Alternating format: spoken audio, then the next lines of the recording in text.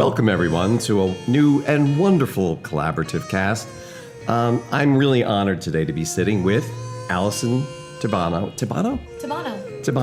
Allison Tabano. I've never said it out loud. How weird is that? And Michael Eck and Philip Morris. And these three share a very special secret. Now we're doing What's My Line? Oh my God. I didn't know I'd end up there. Allison is a voter for, let me make sure I get the credit right, for the Screen Actors Guild. Michael Eck votes for the Rock and Roll Hall of Fame, and Philip Morris is a Tony Award voter.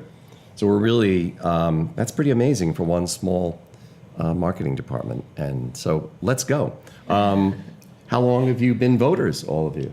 Who wins the race here? Well, what is the SAG voting? I actually don't know. Oh, thank you. Sure. So, Screen Actors Guild, so it's basically everyone who's a member of SAG-AFTRA gets screeners in the mail right after they do the SAG nominations. And Screeners of what?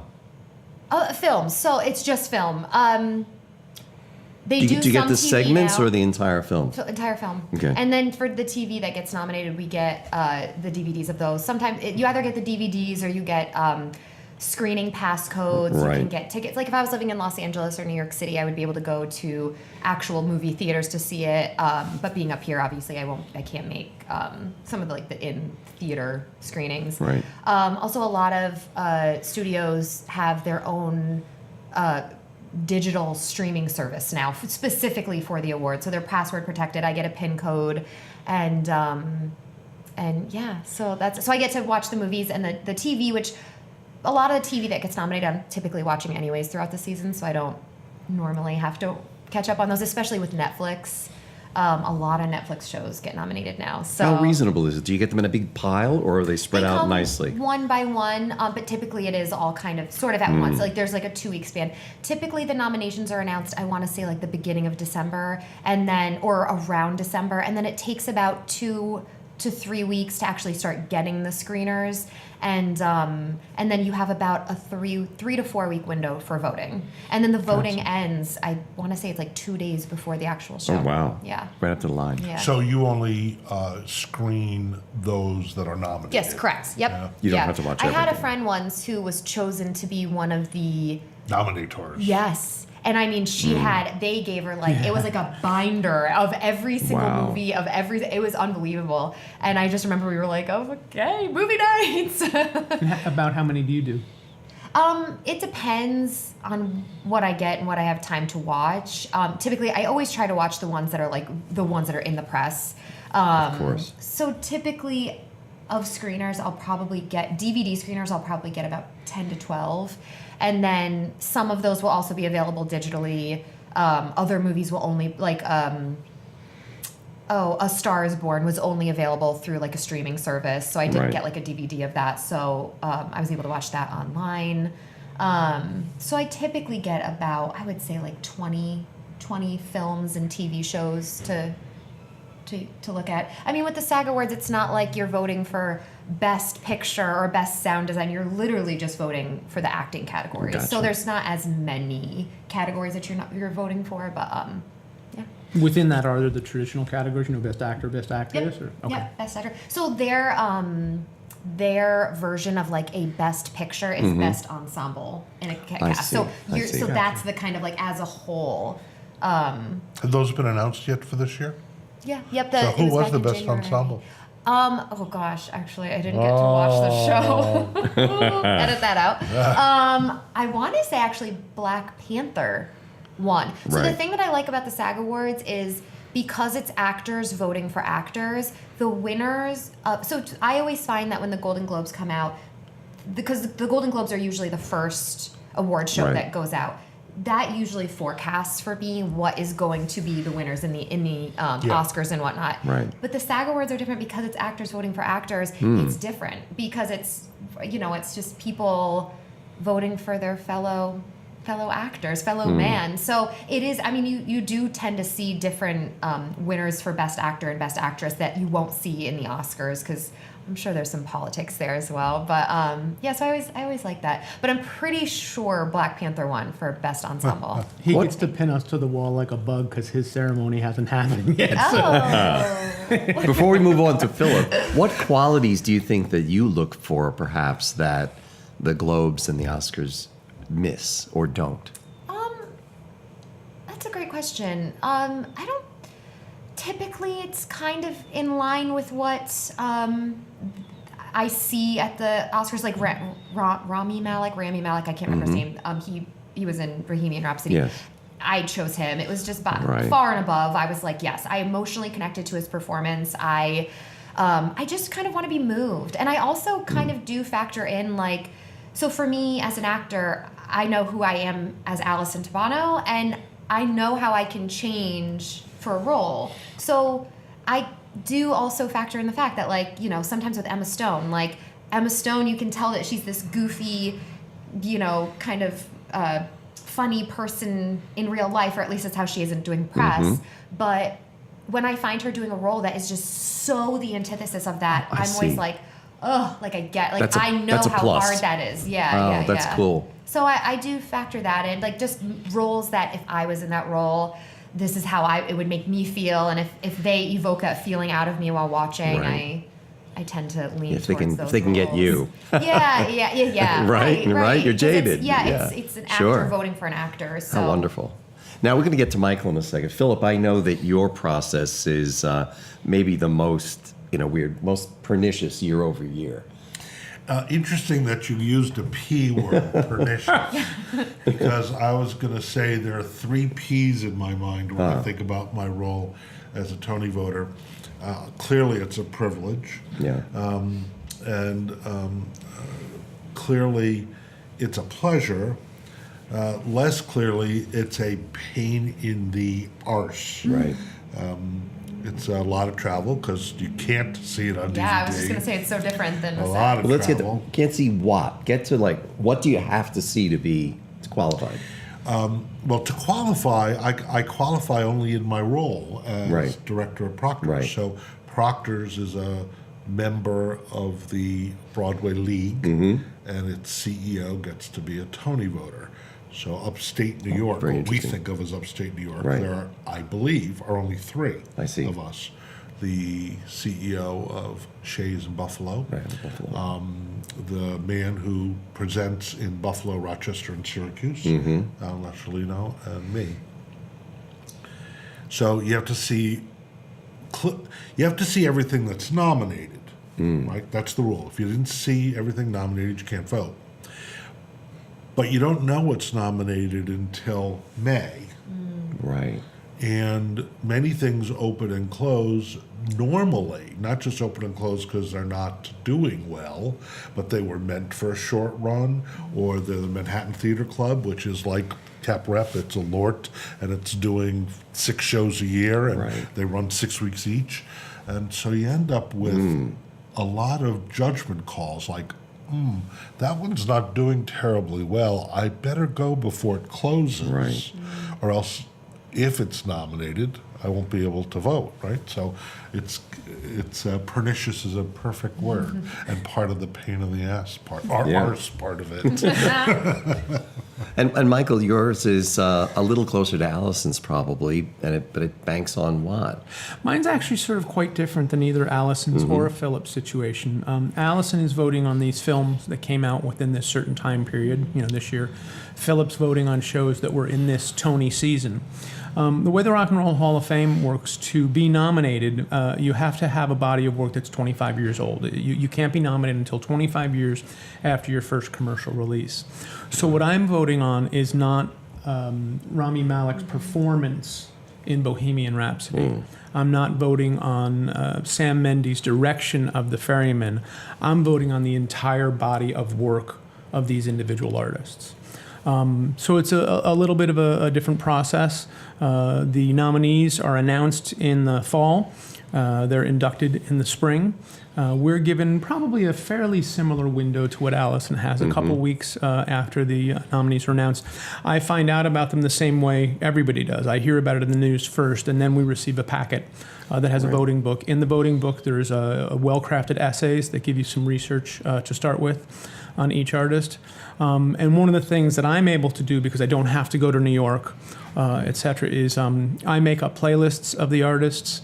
I do a lot of reading of the artists. One of the reasons I'm a voter is because I have a fairly I'll say expansive knowledge of the form from many, Right. many years of writing about it for a variety of different outlets. And so what I do is I take a deep dive into the nominees. Some of them I instantly know. I've been trying to get the MC5 in for years, but my vote hasn't worked yet. I didn't have to do a lot of research on that because I'm so familiar with their work. It was really exciting this year, for example, to take that deep dive into Janet Jackson's music, which I'd certainly been familiar with because Right. it's so ubiquitous. But to really look at what she's done and how she changed aspects of the music industry was an exciting thing to do. So it's a little bit different because it's the whole body of work, not an individual work. Do you end up with one vote? I have, the way it works is there's usually about 15 nominees. I vote for 5. So you click 5 things on the box. You're told if you check 6, your vote doesn't count. There's a little over 1,000 voters total for the Rock and Roll Hall of Fame. I'm not on the nominating committee. That's a mystery to me, like it Right. is to you. We don't know who does the nominations. And then what they do is they have a public vote that runs for a couple months. And that entire public vote, they tabulate out, and that receives the weight of a single voter. So Interesting. How many SAG voters are there? I actually don't know how many total people in SAG-AFTRA. Oh, Or how many everybody vote- in. Yeah, anyone who's in SAG-AFTRA Oh, is eligible to interesting. vote for the SAG Oh, Awards. Yeah. I didn't. That's get kind of that. And wonderful, that's isn't it? really because of the Yeah. merger that happened. Yep. And it almost doubled, and that's why now the awards also are for TV. Oh, interesting. Yeah. There are some 700 Tony voters. I'm just guessing, but I don't believe they all participate fully. I don't think it's possible. Yeah. Because many of them are not Metro New York, and so to do what I do and live in LA, it's Yeah. got to be brutal. Yeah. I know. How So- do they do that? How would they do that? Fly out? My for guess it? is they're category specific, and they just abandoned some categories, and or I do know this for a fact, and some friends they wait till the nominations and abandon the categories where they might have missed, and come for 2 weeks. And, Yep. Right, Just and see just- 'em all. see it all. Do it. And do I Being- assume you'll take like occasional weekends where you'll go down and catch multiple shows in one shot, or? Oh yeah, I mean at this point I have a wide variety of tricks. I'll go down. I will drive on a Wednesday in order to see a Wednesday evening and drive home. Now that means getting home at 1:00, but Right. sometimes that's the only way to pull it Yeah. off. I can't lose 2 days of work. Yeah. And then I found myself annoyed being in New York. I mean, I think I'm a Tony voter for, this is my 10th year, 9th or 10th year. And I found myself annoyed because music is my passion. I love the theater, but music is my passion. And I would spend all these days in New York and never hear music. So 3 years ago, I decided to become a subscriber of the New York Phil. And I purposely picked Thursdays, because I could go Thursday and then spend Friday, Saturday, or I could go Wednesday Right, and and catch overnight and Thursday. stay for Thursday and drive home Thursday. So I now, have 6 New York Philharmonic concerts that I am delighted to be at in addition, and I package around that. It's interesting though. It's just really interesting because sometimes you just don't know. King Kong. Who knows? It's not selling particularly well. Right. It was Fascinated by it, lambasted. though. Yeah. It was terrific. Yes. Oh, my. Shockingly terrific. But they don't sell it as a Cirque show, which in fact Right. is what it is. Interesting. Right. In fact, to that end, the arms move because a man or a woman is jumping from 25 feet high in the set with a rope, and is the counterweight for the arm going How up. It's fabulous. like it's Wow, that is awesome to watch. Yeah, so like you say, it seems like it's probably a shoe-in for some technical awards, Yes. but maybe Right. not on the other side. Yeah, well, and then when you watch and see the sales aren't there, you go, can it make it to Yeah. the Tonys? And so you got to get there for those. So people To are the just writing point- it off as Spider-Man, right? Yeah, right. So Yeah. certainly the press has, the critical press has. To the point that you were saying you have to see the nominees. let's say you've seen all the shows that Best Actor's been nominated for a musical, Best Director, but you haven't seen some of the technical categories. Does that mean you can't vote in the Tonys or just not in that category? In the category. In the category. In the category. Great. So if you've seen, right, which is how I think the Yes. other people from the country pull it Sure. off. They have Gotcha. 10 categories they want to vote in. Yeah. They make sure they're there for those. Gotcha. I'm going to throw you into a different comfort zone here, uncomfort zone for a minute. What makes you a great voter? Oh, I don't know if I'm Start a with great voter myself. I don't know if I'm a great voter. I say to everybody, I feel obligated to see absolutely everything because there cannot be that many people outside of the boroughs Right. that can do it. And we're close enough that I can do it. So I would put, not that that's good enough to call a great voter, I would put that as one of the pieces of Attributes. being a great voter for me, is not in the city, Yeah. but I see everything. Well, before we jump on, the fact that you do all this must be very powerful, very awesome for you as a programmer here as well, no? Oh yeah, it's really helpful to see the stuff. I mean, Yeah. that's part of the pleasure part of it. It is great to see all the stuff. I mean, it's even stuff that's not working, right? It's just, Absolutely, Yeah. and with our relationship with Capital Rep, sometimes I drag Maggie with me on something she wants to see, Right. or sometimes I see something and I'm texting her instantly. Maggie, this is something. Lobby Hero. When I saw Lobby Right. Hero, which was my first time, even though it was a redo, I said, Maggie, this is for us, and she saw it, she's read it, she knew it, and in fact, this year she's doing it. So it does have interesting interaction. I've been lucky to speak with Philip about books over the years. We Yeah. talk a lot about books. We've talked about music. I think one of the things that makes Philip a great voter is he's a consumer of culture who looks at everything he consumes. So we've talked about very highbrow books, yet he just praised King Kong. He can enjoy both ends of the spectrum, and he can look at all of it critically. And I think that's probably something the three of us share, is the ability to do that. yeah, Well, certainly with film and music, you have to see all of it for what it is, right? Yeah. sure. Allison, you agree? And Yeah, oh no, 100%. And I think for me, and it's this truth, I'm sure for both of you, I know what moves me, and when I'm watching a film, I know what it gets my heart beating and what gets me connecting to something, and it could be the most oddball movie, but I can appreciate the cinematography for what it is, or right. Birdman with Michael Keaton, Yes, right? yes. So I can Yeah. appreciate not only the acting in that, but I can appreciate how that was shot and how how that Right. whole thing. And so while someone might look at that and say, yeah, it was good, but I can at least focus it or hone in on the actors, even though I could appreciate the whole thing about it. But I'm able to just connect with the performances.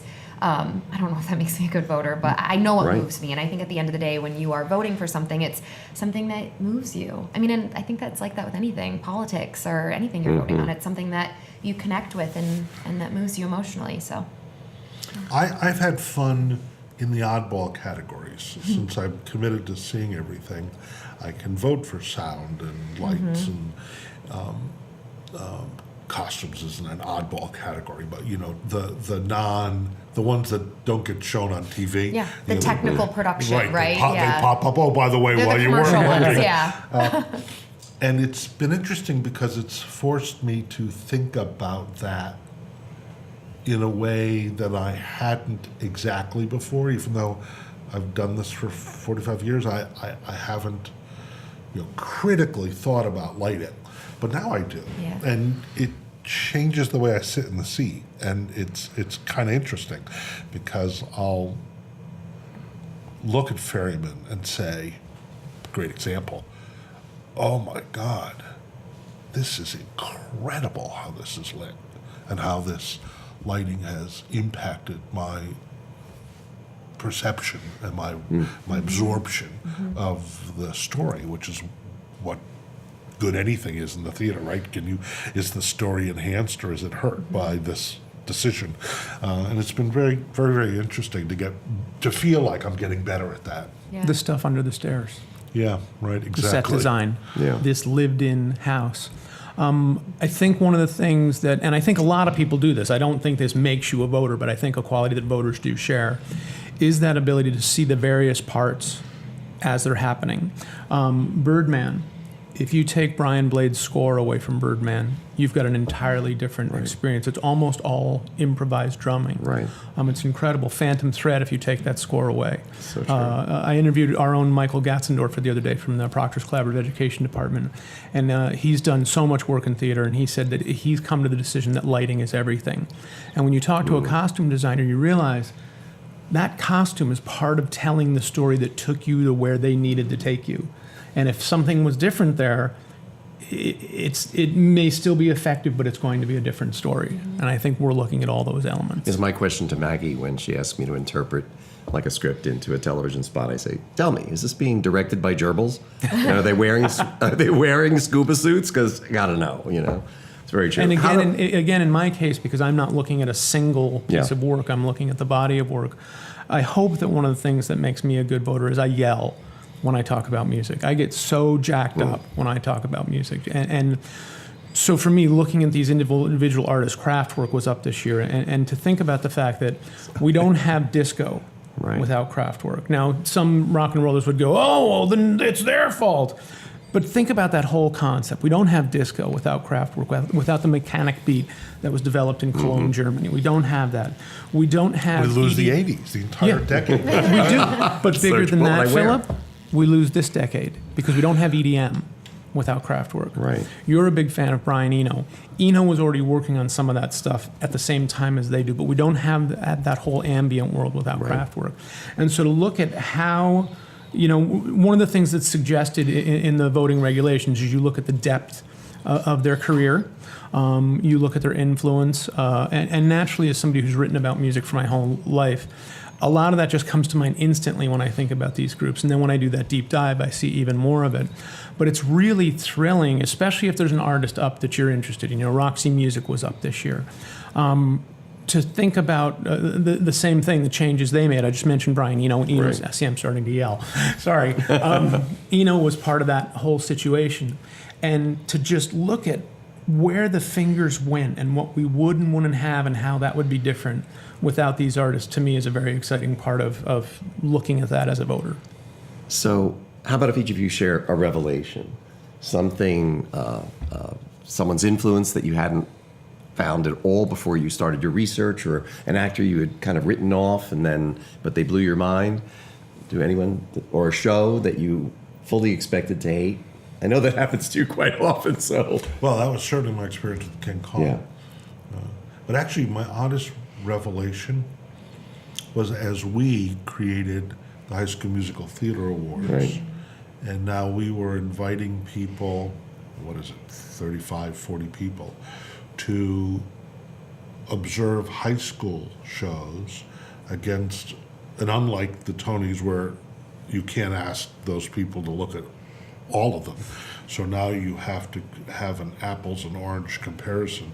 Two people see the same show, but those two people need to talk about the show in Niskayuna versus the show in Albany or Glens Falls or whatever, and then somehow compare them and looking and watching at how we accommodated and needed to accommodate the complexity of looking at 40 shows in an environment where you can't ask the people to do what I do. right. And so that was really a revelation to get how hard that was and how hard it would be, as it will be for the Eddies. Yeah, the intricacy of putting this first Thomas Edison Capital Region Music Awards is very similar. Very It's a similar. learning process.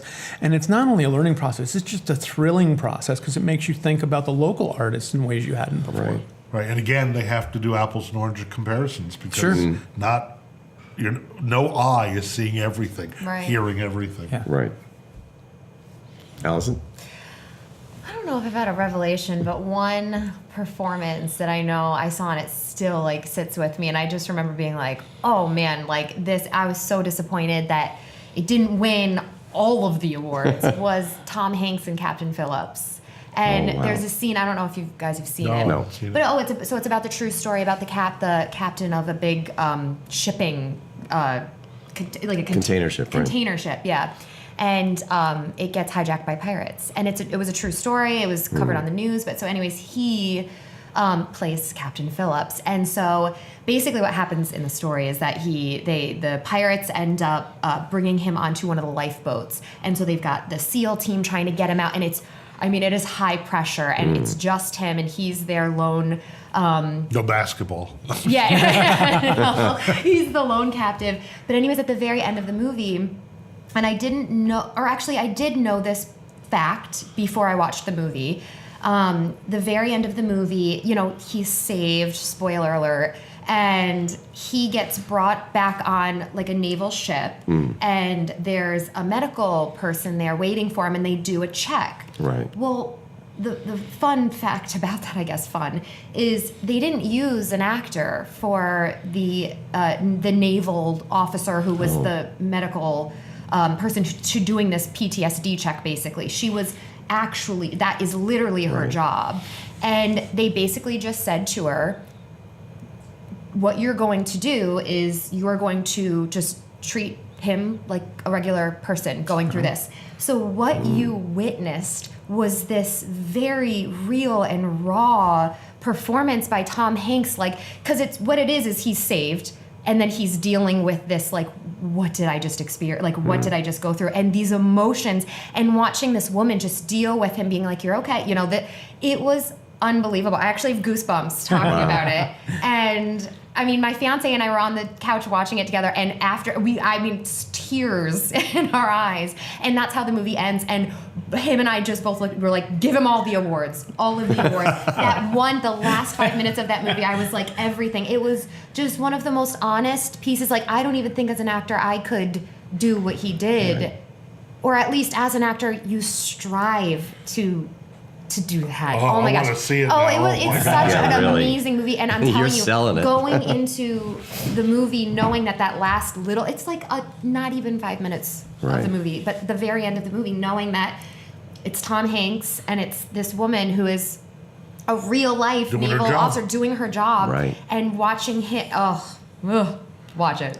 I know this isn't the Captain Phillips show, but I know they source their pirates actually from, again, Somalia. Just regular folks in Somalia. Yeah, and in us. fact, the guy, I don't know his name, but the one Somali pirate, he was nominated for an Oscar. Amazing. And he was just like a cab driver. The Roma story, right? Yeah. That was that year's Roma, in that regard. It's really a great movie. I highly recommend. Stevie Nicks. Yeah. That was the Oh, yeah? revelation. Yeah. I'm not going to vote for Stevie Nicks, and I didn't vote for Stevie Nicks, but I did the work. And it reminded me that as a youth, oh my God, she was my heartthrob when I was 16. It also reminded me what brilliant, brilliant work Fleetwood Mac has done through the years. So it was fun to revisit that. But the part that was the revelation was to realize that as a solo artist, we have this image of the gossamer, sort of witchy woman and everything, but she has done so much to further the cause of women in rock music, and has been such a mentor and such a nurturer to young artists. And I wasn't aware of that role that she played. She's one of the very few people who's been inducted in a band and as a solo artist, and she's the first woman to happen with that. And in the interviews that followed after she was not, after she was she hasn't been inducted yet because that's coming up. But after it was announced that she was one of the winners, she really used that as a platform to talk about the fact that I hope that my role as the first woman inducted in this fashion can be a guidepost for other artists coming up. And to see the, I knew about the influence Fleetwood Mac had, but to see that sort of behind the scenes influence that she had made me feel very good about the work that she does. This is the, do we like awards? How do we just feel about awards? Period. Award shows and awards. Did they have any value? I have been conflicted about every award thing I ever participated in. Amen. Every high school award program that was forced down my throat at times as an arts administrator. Donors who only want to give to a competitive environment and a winner takes all kind of process. And I accept it at what I'm doing as a Tony voter because they're pros, and if they lose, they go home and they get to do it again.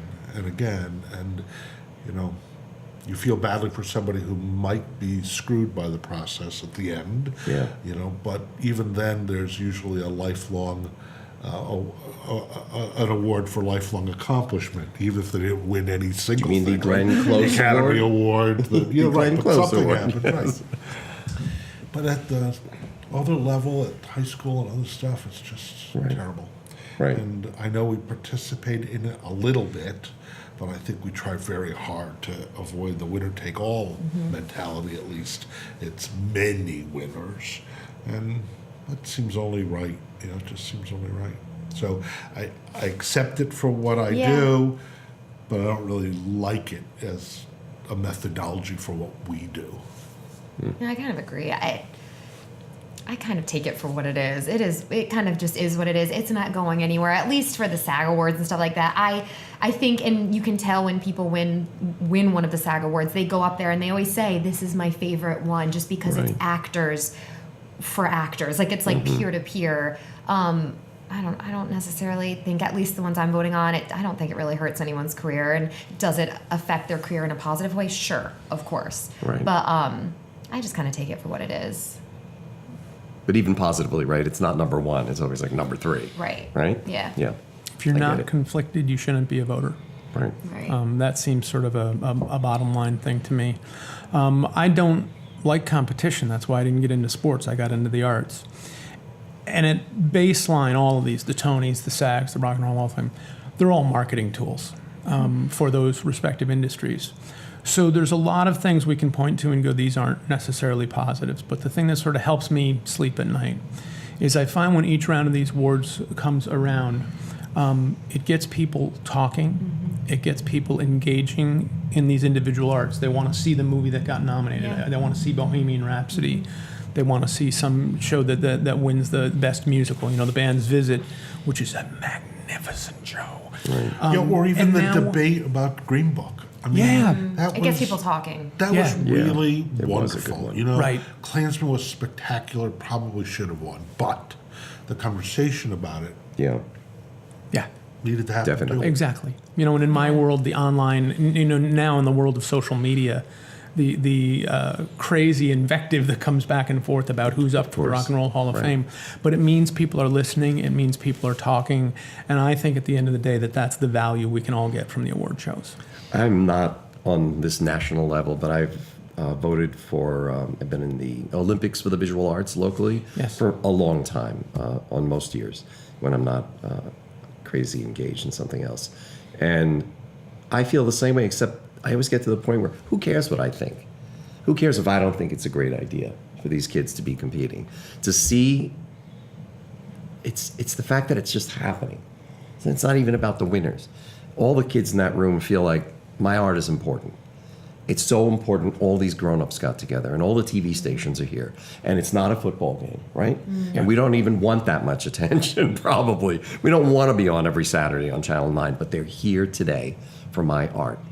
And so it really, I take myself out of the equation and I just look because it's not about me. And in the non-professional situations like OVA, Yeah. one of the great things about OVA, I did it for some years, and you can have a part there where you can write notes to the Yes. teachers and to Yes. the children. I believe we do that with High School Musical Yes. Awards, where you can talk with them about, even if their show didn't win, you can talk about what the great parts of it were, how they can improve, and that's So kind of true. a unique thing there. That doesn't happen in the professional awards, you know. But How about, have you ever made a vote that you regretted after you made it? When you saw the awards, or maybe even just after you cast the vote and you thought, maybe not?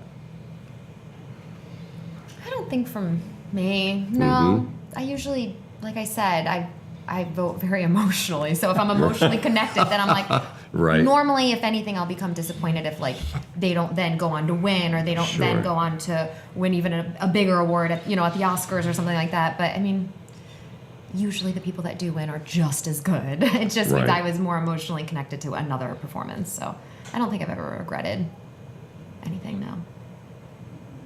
no. No. Nah. Yeah, it's done. It's done. Right. Though I do wish, in some ways, that I had kept a running score of how my voting matched, because I'm not going to say winning and losing, how my voting matched to what the larger group voted. Just a running score, I would guess I'm about 50%. You're a lot higher than me. I'm pretty contrarian, and I'm going to vote for the underdog punk rock group that set everything on fire rather than the act that sold a lot of hits. I'll do the research. So the box office is less important. The box right? office Right. is less important to me. Yeah. Well, I think if I were to characterize the single trait that I find most attractive in people, it's that they appreciate things. And you three are my friends already, and I appreciate you even more after this interview. Thank you for what you do. Thank you. Thank you. Thanks.